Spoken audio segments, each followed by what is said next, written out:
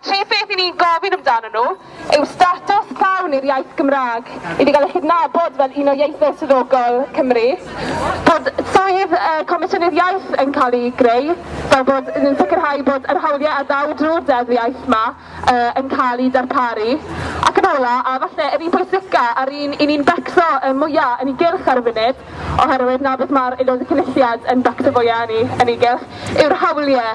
Yr hawl i ddefnyddio'r Gymraeg o fewn y sector breifat. A os ydych chi lawr y stryd yma nawr ar yr holl siopau, i chi'n gallu gweld nad oes gyda chi hawl i siarad y Gymraeg, nad oes Cymraeg i weld wel, braidd dim o'r siopau yma. A os oes unrhyw ddarpariaeth i gael, ddarpariaeth tokenistig yw e.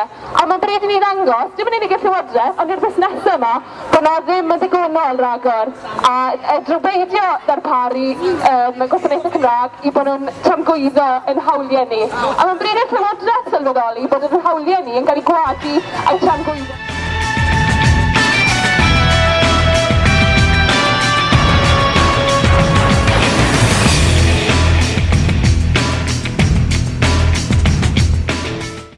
Di ti fas i oren, siop mae Cymdeithas yr Iaith wedi cael perthynas hir iawn gyda fa.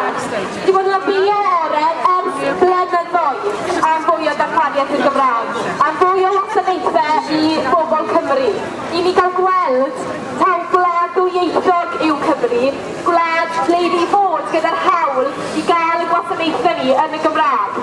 Ond ymateb gwerthus sydd ni'n cael wrth oren, blynyddau ar ôl blynyddau o ymgyrchu, beth ni'n cael dim diddordeb gyda nhw. A beth sy'n ei y sefyllfa'n waith yw bod Bwrdd yr Iaith wedi bod yn mewn trafodaethau honedig gyda oren ers 8 blynedd. A drygwch beth sy'n ei digwydd. Dim byd. Mae'n hollol matrus. Mae'n hen i bryd bod ni'n cael yr hawliau yma yn pob sector. Hawl i'r Gymraeg i bobl Cymru cael gweld y gwlad ddwyieithog i ni a nid yn Lloegr i ni byw. Felly, please oren, gwnewch rhywbeth am y sefyllfa a gallai chi annog i gyd hefyd i arwyddo'r deiseb sy'n mynd o gwmpas y lle. Mae deiseb gyda ni ei galw ar y cwmnïau ffôn yma i wneud rhywbeth.